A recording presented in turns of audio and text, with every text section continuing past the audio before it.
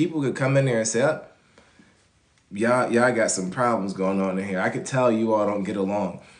It's not a good thing to carry around, right? And again, if you can remember, forgiveness is for you.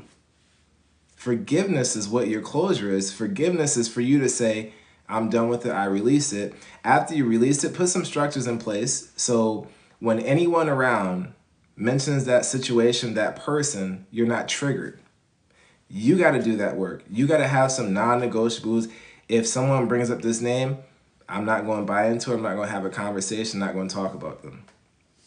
So when we think of, letting go of that situation, that experience, I'm going to advise you to do this to help you with forgiveness. Let go of your expectations, especially those of you that think your healing is going to begin when you hear these two words, I'm sorry. I'm sorry is not what starts your healing. Your healing starts when you choose for your healing to start. So there's two things that you choose. You choose forgiveness on an emotional level, and you choose forgiveness on a decisional level. Like you're deciding to forgive. You're choosing. I've made the choice, the conscious effort. I'm forgiving. I'm done with this situation. I'm done with this experience. The emotional piece is when you move away from having some negative feelings towards that individual that wronged you, towards that individual that was involved, right? So I'll repeat that. Decisional forgiveness and emotional forgiveness. Decisional is when you make that decision. I forgive. I'm not going to let this occupy any more space, time, in my world.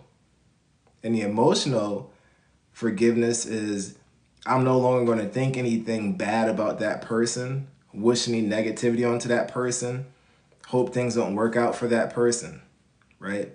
So be mindful of those two things when it comes to forgiveness. Forgiveness is a journey. It's a journey. It takes some time to actually arrive at the decision to forgive, right? But when we look at how much time we're wasting, like I thought of, I was reflecting recently and I just said, when it's time to make that choice of forgiveness and knowing the mental toll that hanging on to something has on our lives, I don't want to lose a day. I don't want to lose a minute of my life because I held on to something for too long. And then we run into that scenario, like I said, where something bad happens to that person and now we're emotional, right? And there's so many health benefits of practicing forgiveness, right? Improved mood, reduced